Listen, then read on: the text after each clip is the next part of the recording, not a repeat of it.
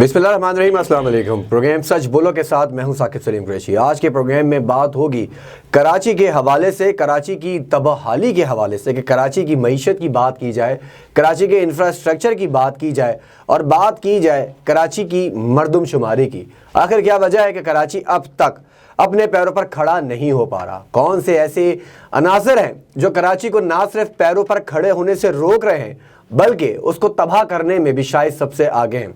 कराची जिसे MQM का गढ़ समझा जाता था, कराची जिसका इंफ्रास्ट्रक्चर एक ज़माने में अपने मुंह से उसकी तारीफ करना शायद बेहतर ना होगा, लेकिन कराची जिसे रोशनियों का शहर कहा जाता था, आज उसकी रोशनियां क्यों मदहम होती जा रही हैं, इन सब पर प्रोग्राम में आज बात होगी। मेरे साथ मौजूद हैं MQM पाकिस्तान के सीनियर रहनुमा और साबिक रुकन कौमी असम्बली जनाब शेख सलाउद्दीन साहब। शेख साहब, बहुत शुक्रिया आपका। अस्सलाम वालेकुम। शेख साहब, कराची से आपका ताल्लुक़ है और आप MQM पाकिस्तान के बड़े अहम रहनुमा हैं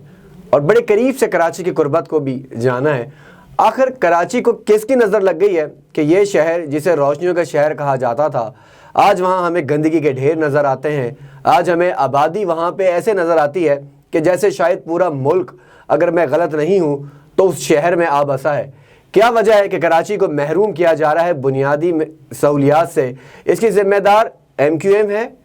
या फिर पाकिस्तान पीपल्स पार्टी है जिसकी सिंध में हुकूमत है? बहुत ही आपने अच्छा टॉपिक लिया है और यकीनन मैं समझता हूँ कि पाकिस्तान का सबसे बड़ा शहर कराची, जिसकी आबादी अब जो है 3 करोड़ से तजावुज़ कर चुकी है, और ये जो है मैं समझता हूँ कि ये आदाद-ओ-शुमार वर्ल्ड बैंक के भी आ चुके हैं, ये आदाद-ओ-शुमार चीफ जस्टिस ऑफ पाकिस्तान भी कह चुके हैं। लेकिन ये कि बदकिस्मती है कि जब हमारी मरदमशुमारी होती है कराची के हवाले से तो हमेशा कम गिना जाता है। ये पिछले 3 दहाइयों से हम देख रहे हैं कि कराची की आबादी कभी 1 करोड़ कम बताई जाती है, कभी 1.5 करोड़ कम बताई जाती है, और इसमें आखिर क्या वजूहात हैं, इस पे भी हमें जो है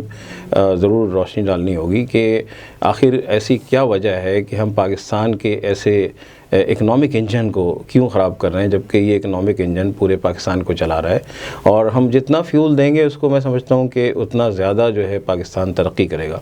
ये समझते बूझते हुए भी अभी भी जिस तरह आपने सवाल किया, यकीनन ये सवाल बनता है आपका कि हमारे पास ये शहर रह चुका है और हमने इस शहर में जब हमें पूरी तरीके से वो इख्तियारात दिए गए, जो मैं 2002 की बात शुरू करूँगा, 2002 से लेकर 2007 तक की, क्योंकि यही वो वक्त था जब जनाब परवेज़ मुशर्रफ साहब, जो साहब सदर भी थे, जो साहब का आर्मी जनरल भी रह चुके हैं, उन्होंने MQM के मैंडेट को तस्लीम किया है। पहले शख्स थे, वरना अदरवाइज़ ये कि हमारे पास कराची में बहुत सारे लोग आए यहाँ पे, वो सिर्फ सोने की चिड़िया समझ के उसको जो है वो आए और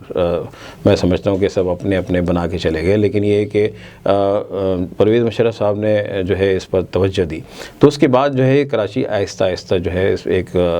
डेवलपमेंट की तरफ जाने लगा और बाहर से इन्वेस्टमेंट भी आने लगी। तो हम समझ रहे थे कि शायद ये अब जो है वो एक सही डायरेक्शन पे आ गया है, लेकिन बदकिस्मती से जब 2008 के बाद, यानी 9 के बाद जब ये हमारा बल्दियाती सिस्टम ख़त्म हुआ, तो उसके बाद से जो है 6 साल तक इलेक्शन ही नहीं हुए बल्दियात के। क्योंकि देखें, दुनिया के अंदर अगर कोई भी मुल्क की जो तरक्की का राज होता है, वो जो काम होते हैं, जो अवामी मसाइल या बुनियादी मसाइल जिनको हम कहते हैं, वो होते हैं बल्दियात करारा होता है। तो बल्दियाती गवर्नमेंट सबसे अहम होती है, ये ऐसी अहम होती है कि इससे ही सब कुछ जो है सब परवान चढ़ते हैं, और यही सुतून होता है सब पूरे पाकिस्तान का, कह लें दुनिया का, कि वो अगर जो है वो शहर के अंदर बल्दियाती गवर्नमेंट मजबूत है तो पूरा शहर मजबूत होगा। लेकिन बदकिस्मती से ये हुआ कि पूरे 6 साल का गैप हुआ, फिर मेंटेनेंस भी नहीं सकी, फिर उसके बाद ये हुआ कि बदकिस्मती से जो पाकिस्तान पीपल्स पार्टी है, उन्होंने जो इंटीरियर सिंध के अंदर जो उनके हालात हैं वो सबके सामने हैं, तो शहर में उनको मैंडेट नहीं मिलता, तो शहर की तरफ वो आते ही नहीं है, ना तवज्जो देते हैं, ना सुनते हैं। तो हमने बारहा उनके साथ हमारी कोalition भी रही है और हमने उनको बारहा ये कहा कि जो है कराची की तरफ तवज्जो दी जाए। उन्होंने कुछ थोड़ा बहुत तो 5% 10% तो दी, लेकिन इसके अलावा कभी भी उन्होंने काम नहीं किया। और मैं तो समझने से कासिर हूँ कि इतनी बड़ी पार्टी और इतने बड़ा मैंडेट लेके जो कि सिंध के इंटीरियर का है, उसके बाद वो अपने इंटीरियर में वो काम नहीं कर पा रहे। अगर आप देखा जाए इस वक्त लाड़काना जैसा शहर उनका, इस वक्त अगर आप जाके देखेंगे तो आपको समझ में आ जाएगा, आप खुद कहेंगे कि ये तो इस तरह होना चाहिए था, शहर हांगकांग की तरह नज़र आना चाहिए था। लोग यहाँ पे देखने आते हैं शहर को, लेकिन ये कि इनकी बदकिस्मती है कि उस शहर के लिए या उस सूबे के अंदर इंटीरियर के लिए, देही इलाकों के लिए काम नहीं कर रहे, तो वो शहर में क्यों करेंगे। अच्छा सॉरी, मैं आपको इंटरप्ट कर रहा हूँ, आपने पीपल्स पार्टी की भी बात की है, और क्योंकि मेरा सवाल शुरू यही हुआ था कि रोशनी के इस शहर को आखिर नज़र किसकी लगी है। आपने 2002 और 2007 की आपने बात की है, ये ज़ाहिर है ये रिजीम परवेज़ मुशर्रफ साहब का था जो कि साबिक सदर रहे, आर्मी चीफ रहे। तो लग तो यही रहा है कि पाकिस्तान में, अगर मैं गलत नहीं हूँ तो पाकिस्तान में बिलखुसूस अगर कराची जैसे सिस्टम की बात करें तो यहाँ पर जमहूरियत कहीं पे भी कामयाब होती हुई नज़र नहीं आती। डिक्टेटरशिप में जितना भी काम हमें नज़र आया, चाहे वो जैसे आपने खुद बात की है कि बलदियाती निज़ाम अगर किसी ने राइज करवाया तो इसका क्रेडिट जाता है साबिक सदर परवेज़ मुशर्रफ साहब को। उसके बाद जमहूरी सिस्टम जितना भी, जिसमें आपकी सियासी पॉलिटिकल पार्टी जिसका आपने जिक्र भी किया है, जिनके आप कोalition पार्टी पाकिस्तान पीपल्स पार्टी की भी रही है, तहरीक इंसाफ की आपकी पहली कोalition, इस पर मैं बात करूँगा आगे चलकर। तो लग ये रहा है कि जमहूरियत, जो जमहूरी निज़ाम है वो फेल हो गया है, सिंध में बात करूँ या ओवरऑल मुल्क में बात करूँ। देखिए, जमहूरी निज़ाम फेल नहीं हुआ है, असल में नियतों का मसला है यहाँ पर। मैं खुद भी तज़िया करता हूँ इस बात का कि हम भी 10 साल में इस टेन्योर में रहा हूँ। मैंने ये देखा है कि पाकिस्तान पीपल्स पार्टी हो या पाकिस्तान मुस्लिम लीग नवाज़ हो, इन दोनों ने अपने टेन्योर में जो है बल्दियाती इलेक्शन कराने की तैयार ही नहीं थे। ये तो सुप्रीम कोर्ट ने कहा था उनको, तो उसके बाद ये सारे जो है बल्दियाती इलेक्शन उन्होंने कराए। तो ये तो अपने हाथ में सब कुछ रखना चाहिए। हमारी देखिए, हमारी किसी से लड़ाई नहीं है। MKM मुत्तहिदा कौम पाकिस्तान, जिसका अपना एक हमारा एक नारा था या हमारी एक आइडियोलॉजी थी, वो ये थी कि जो जागीरदार हैं, जो वडेर हैं, जो चौधरी हैं, जो सरदार हैं, ये कभी भी मुल्क के लिए जो है कुछ नहीं करेंगे, क्योंकि इनके मफादात जो हैं दूसरे, इनके बच्चे भी यहाँ नहीं पढ़ते। तो हम तो मिडिल क्लास के लोग थे। हमने कहा कि 98% आवाम की जो हम जो सही मानों में इस वक्त नुमाइंदगी करते हैं, हम अगर ऐवान में आएंगे, या फिर ये कि हम आज भी ये कहते हैं कि अगर जो है किसान की नुमाइंदगी अगर किसान कर रहा होगा कौमी असम्बली में, तो वो ज़्यादा अच्छा कर रहा होगा। ये थोड़ी है कि सरमाएदार वहाँ पर कर रहा होगा। तो हम तो ये चाहते हैं कि ग्रास रूट लेवल से लीडरशिप आए, और लीडरशिप आने में यही एक बल्दियात का सिस्टम होता है कि जहाँ पर लीडरशिप बनती है, और जब ये बनेगी तो आपको फिर पाकिस्तान के अंदर जब ये आगे बढ़ेंगे तो फिर उसके बाद जो है ये जो प्रॉपर तरीके से जो काम होते हैं या प्लानिंग होती है, देखिए 5 साल 10 साल की प्लानिंग होती है, उसके ऊपर काम होते हैं। लेकिन बदकिस्मती यही है कि बल्कि आपने भी शुरू में कहा कि मरदमशुमारी की बात हुई या सेंसस की बात होती है, तो मैं कहता हूँ कि भाई जो शहर हैं उसकी सही से मरदमशुमारी करके जो नेशनल फाइनेंस कमीशन अवार्ड है वो उनको दे दिया जाए और उनको प्रॉपर काम करने दिया जाए। और ये देखें, इख्तियारात का जो मसला आता है हमारे पास, हमें तो इसमें बहुत सारे चीज़ें हम भुगत रहे हैं। पिछले माजी में भी हम कोर्ट्स अदालतों में भी गए हैं कि हम 148 के तहत हम चाहते हैं कि बल्दियाती गवर्नमेंट को जो है वो इख्तियारात मिलने चाहिए। इसी तरीके से हम सेंसस के ऊपर भी गए हैं। हम बहुत सारे और मसाइल की तरफ भी कोशिश कर रहे हैं, लेकिन मसला सारा ये है कि जो हमारे इस वक्त पाकिस्तान के कर्दा दरता लोग हैं, अब जो है मौजूदा उसमें गवर्नमेंट जो है आपकी तहरीक इंसाफ की है, पर तहरीक इंसाफ ने अगर उनको ये जो 2018 के इलेक्शन हुए वो सारे आपके सामने, मैं उसमें डिटेल में नहीं जाना चाहता हूँ, लेकिन जब वो सीटें उनको दे दी गई हैं, 14 सीट हैं कराची की, उसमें अब बताएं कि 3 साल हो गए। अब अगर आवाम अभी भी जो है वो हमारी तरफ देख रही है, MKM की तरफ, कि भाई आप ये लोग आएँ, आप ही लोगों ने काम करना है, ये हमारे से कॉन्ट्रैक्ट कर रहे हैं, तो फिर ये मैंडेट, कौन सा मैंडेट लेके बैठे हुए हैं कि भाई जो है वो काम भी नहीं कर रहे, डेवलपमेंट के काम भी रुके हुए हैं, सारे जो है इस वक्त पैसा भी इनको रिलीज़ किया गया, लेकिन उसके बावजूद जो है वो कुछ, जैसे आपने मैंडेट की बात की, आपने अदालत का भी जिक्र इसमें किया है, क्योंकि प्रोग्राम थोड़ा सा मैं आगे बढ़ाना भी चाहूँगा, बहुत सी सवालात हैं करने के लिए और इसके शायद वक्त कम नज़र आता है। तो एक सवाल बड़ा इंपॉर्टेंट है, 2018 के इलेक्शन की आपने बात की, उसके बाद हमने बाय इलेक्शन भी कराची में होते हुए देखा, जिसमें NA 254 किसी से छुपा हुआ नहीं है कि वहाँ क्या कुछ होता रहा है। और जाहिर है आपने बतौर कैंडिडेट वहाँ पे इसमें हिस्सा भी लिया, लेकिन ये क्या मुमकिन है कि एक कोई जो बंदा जिस पे अदालतों में केसेस लगे हों या जो हम इलेक्शन कमीशन के एक रूल्स पढ़ते हैं, पाकिस्तान के लॉ पढ़ते हैं कि आपके ऊपर मुकदमात ना हो, आप किसी जगह मफरूर ना हो, इश्तिहारी ना हो, वगैरह वगैरह जो भी होते हैं, तो क्या ये मुमकिन है कि एक बंदा जिसे पाकिस्तान तहरीक इंसाफ ने टिकट दिया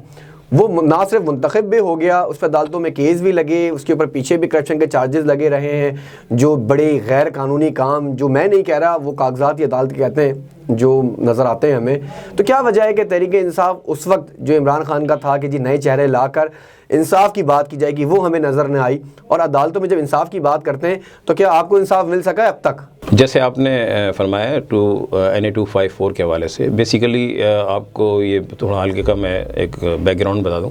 ये हल्का जो है फेल्डबेरी एरिया और कुछ लियाकताबाद का हिस्सा है और कुछ नॉर्थ कराची का और न्यू कराची का है। ये वो MQM का गढ़ है। अगर आपको याद हो कि इसमें बाई इलेक्शन हुआ था इस 2018 से पहले, 246 था ये उस वक्त ये हल्का, और उस वक्त जो बाई इलेक्शन के अंदर आपको याद होगा कि जो गवर्नर साहब यहाँ इस वक्त जो गवर्नर सिंध हैं इस्माइल साहब, वो जो है इलेक्शन उन्होंने कॉन्टेस्ट किया था। इमरान खान साहब खुद आए थे उनकी कैंपेन के लिए। तो हमारे जो है कैंडिडेट थे उस वक्त गवर्नर नवीद भाई, और उन्होंने इलेक्शन जो विन किया था। अंदर बाहर फ़ौज थी और पूरी पाकिस्तान ने देखा कि किस तरह इलेक्शन हुआ और किस तरह लोगों ने आके वहाँ पे मैंडेट MQM को दिया। तो उसके बाद मुझे ये भी याद है कि उस रात जो है शाही सैयद ने आके ख़ुद कहा टीवी के ऊपर कि नहीं यार ये ठप्पा माफिया नहीं है, इनको अवाम जो है उनके अवाम इनको चाहती भी है और अवाम ने ये साबित कर दिया कि ये अवाम ही नहीं किया। तो मैं समझता हूँ कि ये वो हल्का है जो MQM को गढ़ कहलाता है। यहाँ पे हमारा 9-0 भी है और इस हल्के से मैंने कॉन्टेस्ट किया था 2018 के अंदर। मेरे पास बहुत सारे रिकॉर्ड्स हैं और उस रिकॉर्ड के बुनियाद पर ही बात करूँगा कि जो इलेक्शन हुआ उसमें 187 के करीब हल्के हैं जहाँ पर बिल्कुल नल एंड वाइड हैं, और बाकी जो है ये इनको पता भी नहीं था कि इनको 2 दिन के बाद उठाए, क्योंकि 1 दिन के बाद तो ये रिज़ल्ट अनाउंस हुआ था, फिर 2 दिन ये आए, इनको कहा गया कि भाई जश्न बनाए हुए नहीं आए थे।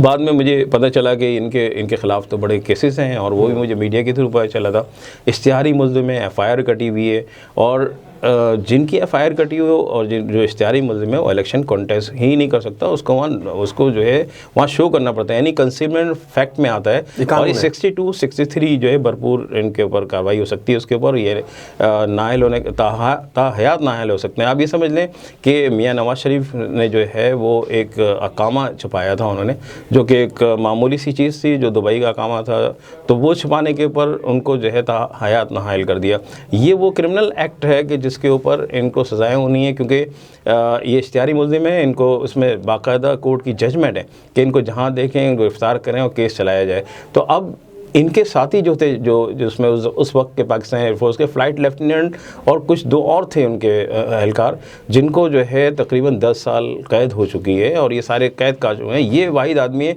जो अचानक 20 साल बाद वारिद हुए और उसके बाद जो है इन्होंने इलेक्शन कॉन्टेस्ट किया। यकीनन इनकी क़यादत को नहीं पता था, लेकिन बाद में जब सामने आई ये बात और ये मुझे भी जो एक मीडिया के थ्रू जब पता चली थी, तो मैं इस कोर्ट्स अदालतों में गया हूँ और अभी तक पेंडिंग में है कि सबसे पहले मैं इस्लामाबाद हाई कोर्ट में आया था, उससे पहले मैं इलेक्शन कमीशन पाकिस्तान गया था। अब ये ट्राइब्यूनल में केस है, वो केस नहीं चल पा रहा है। हालांकि ये ट्राइब्यूनल केसेस जो होते हैं वो इलेक्शन एक्ट 2017 के मुताबिक 3 महीने के अंदर यानी कि 120 दिन के अंदर फैसला होना चाहिए। आज तक ये फैसला पेंडिंग में है। नहीं, क्या वजह है? क्या वो जिन्हें आप इश्तिहारी कह रहे हैं, चले मैं इनका नाम दे देता हूँ, बहरहाल सिंगापुरी साहब के नाम से मशहूर हैं, असलम सिंगापुरी साहब, तो ये क्या वजह है? क्या इस्लामाबाद में वफाक में बैठते नहीं हैं, नज़र नहीं आते कौमी असम्बली में, या हमारे कानून की आंखों पे जो पट्टी बंधी हुई है वो हकीकी तौर पे बंधी हुई है कि वो नज़र नहीं आ रहे कि एक बंदा उनको नज़र नहीं आ रहा कि अदालत में पेश नहीं हो रहा, या इसके पीछे कोई और आपको लगता है कि कार फरमार है जिसकी वजह से इन चीज़ों को रोका जा रहा है? मैं समझता हूँ कि देखें, ये जो बातें हैं अदालतों की, यकीनन ये पट्टी वाली बात तो मैं बिल्कुल आपकी बात को सेकंड करूँगा कि ये तो पट्टी तो चढ़ी हुई है, वो कुछ भी नहीं कर पाते। लेकिन एक चीज़ जब सामने आ जाए तो उसको तो कम से कम देखना चाहिए। लेकिन मैं इससे बढ़ कर एक बात करूँगा कि तहरीक इंसाफ के जो चेयरमैन हैं और इस वक्त के प्राइम मिनिस्टर हैं इमरान खान साहब, उन्होंने तो वादे किए थे कि मैं अपने घर से इंसाफ शुरू करूँगा। तो ये इंसाफ तो उनके घर पे क्या, अब तो उनके पास 10 दरख्वास्तें पहुँच चुकी हैं, 10 लोग कह चुके हैं, लेकिन अब वो भी इंसाफ करने को तैयार नहीं है कि मेरी एक सीट कम हो जाएगी। तो मैं समझता हूँ कि ये लालच और ये चीज़ें और ये इक़्तिदार, ये सब आने जाने वाली चीज़ें। अब ये है कि अगर ये नहीं कर पाएंगे तो ये इसके असरात जो है, जो अभी ज़ाहिर है कि उसने एक क्रिमिनल एक्ट किया था, अब आप देखेंगे कि उसके अब जो क्रिमिनल एक्ट की जो दास्तानें अभी से शुरू हो गई हैं हल्के के अंदर, और ये टीवी के सारे जितने चैनल्स हैं वो बता रहे हैं, तो ये सब मैं समझता हूँ कि बहुत माइनटली और उसको देखना होगा, अदरवाइज़ ये हमारे लिए, मुल्क के लिए, सबके लिए नुकसानदेह। एक आखिरी सवाल शेख साहब आपके होने का फ़ायदा उठाते हुए, कराची की आवाम की बड़ी तवक्कुआत हैं MQM से, और MQM हर दिल में बसती है, चाहे हालात जैसे भी रहे हों, चाहे उसे तोड़ने की लातादाद कोशिशें की गई हों, चाहे मामलात कोई भी बनाए गए हों वो अपनी जगह पर, लेकिन MQM जो वर्किंग कराची में की और जो बतौर मीडिया पर्सन मैंने भी वहाँ देखा कि बड़े अच्छे हालात वहाँ पे रहें, लोगों के काम होते रहें, तो लोग आज भी तवक्को अगर लगा के रखते हैं, ना उन्हें इमरान खान से उम्मीद है, ना वफाकी हुकूमत से उम्मीद है, ना सिंध हुकूमत से, ना सरदारी से कोई उम्मीद है। अगर उम्मीद है तो कराची के बासियों को MQM से उम्मीद है, और आज भी उन्हें 9-0 पर वही उनके हालात नज़र आते हैं कि वहाँ से मामला हल होंगे। तो MQM की स्ट्रेटजी क्या है, क्योंकि अब आपके पास ना इक़्तिदार है, ना वो ताकत है जिस ताकत के ऊपर पहले ये सारे अवाम के मसाइल हल हो जाया करते थे। मोहब्बत लोगों के दिलों में आज भी उसी तरह कायम दायम है। MQM की क्या प्लानिंग है कि 3 साल की इस कोalition गवर्नमेंट में सिर्फ बातें ही बातें मिली हैं, लेकिन प्रैक्टिकली ना कराची का फ़ंड आपको मिल सका है, ना वो लोग जो आज तक लापता थे उनके बारे में कोई तफसीलात मिल सकी हैं। बहरहाल उम्मीदें लोगों की बहुत ज़्यादा हैं, तो क्या चेहरा फेस लेके जाएंगे अगले इंतखाबात में, कैसे मसाइल हल होंगे, क्योंकि जो आखिरी उम्मीद इमरान खान से थी कि नया पाकिस्तान बनाने की, वो भी हमें नज़र नहीं आ रही। बिल्कुल सही कह रहे हैं। देखें, ये चैलेंज है हमारे लिए भी, और इस चैलेंज को हम कबूल भी करते हैं, और इस वक्त भी हम पब्लिक के साथ इंटैक्ट हैं। अवाम हमारी तरफ ये भी उनकी निगाहें हैं, और इंशाल्लाह हम भरपूर तरीके से अवाम की जो खिदमत करनी है वो हम करेंगे। और ये जो फेस आया है, यकीनन ये ऑपरेशन का दौर था, एक ऑपरेशन किया गया जिसमें हमारे जो है कई साथी लापता हैं, कई गिरफ़्तार भी हैं, हमारे ऑफिसेस नहीं हैं। हम जिस तरह काम कर रहे हैं हमें पता है, हमें कट टू साइज़ करने के लिए बहुत सारी, आपको पता है कि जो डिवीज़न बना दिए हैं, ये डिवीज़न है, और इंशाल्लाह मुझे उम्मीद है कि एक वक्त आएगा ये सारे डिवीज़न एक होंगे, और उसके बाद हम कराची को एक बार फिर रोशनियों का शहर बनाएंगे। चलें, बहुत शुक्रिया। शेख सलाउद्दीन साहब हमारे साथ मौजूद थे। खुसूसी तौर पर आज कराची के हवाले से बात हो रही थी, और ये वाज़ेह पैगाम इमरान खान साहब को एक बार फिर देने की कोशिश की गई है कि खुदारा पाकिस्तान ना सिर्फ इस्लामाबाद तक महदूद है, ना ही सिर्फ लाहौर तक महदूद है। पाकिस्तान जो एक तवील मुरबा किलोमीटर पर फैला हुआ है, जिसमें बहुत से शहर आबाद हैं, बहुत से लोग आबाद हैं, जिन्हें बहुत सी उम्मीदें वाबस्ता हैं इस नया पाकिस्तान में इमरान खान साहब से। कराची जो ना सिर्फ रोशनियों का शहर हुआ करता था, वो आज भी मईशत का पहिया है, वो आज भी मईशत की रीढ़ की हड्डी की हैसियत रखता है पाकिस्तान की मईशत में, पाकिस्तान की तरक्की में। तो खुदारा पाकिस्तान को अगर संभालना है तो कराची पे मेन तवज्जो देनी है। MQM की बात की जाती है, पाकिस्तान पीपल्स पार्टी की बात की जाती है, वहाँ पर मौजूद उन पावर्स की बात की जाती है जो इख्तियारात ना मेयर को मैसर हैं और ना ही अवाम को मैसर हैं। कराची की मरदमशुमारी की जब बात की जाती है तो इमरान खान साहब हकीकी तौर पर एक दिन सिर्फ रूह बदल कर कराची का दौरा कीजिए, एक आम आदमी की तरह वहाँ सड़कों पर सफ़र करके देखिए, वहाँ अस्पतालों का दौरा करके देखिए, तो आपको अंदाज़ा होगा हकीकी तौर पर कराची की आबादी सिर्फ कागज़ों में या आपके जहन में अगर 3 करोड़ भी रखी गई है तो ये भी मुनासिब नहीं है। कराची को आज भी वोटों में अगर गिना जाता है तो सिर्फ उसकी आबादी 2 करोड़ के लगभग ही गिनी जाती है। 3.5-4 करोड़ के लगभग ये आबादी यहाँ पहुँच चुकी है, लेकिन वसाइल ना होने के बराबर है। अब देखना यह है कि इमरान खान जो बार बार रियासत मदीना का दावा तो करते हैं, काश खुलफाए राशिदीन की तरह रातों को भेद बदल कर भी जाएं और देखें इस शहर के क्या हालात हैं। मुझे यहाँ प्रोग्राम सच बोलो से दीजिए इजाज़त, अल्लाह ने के बाद।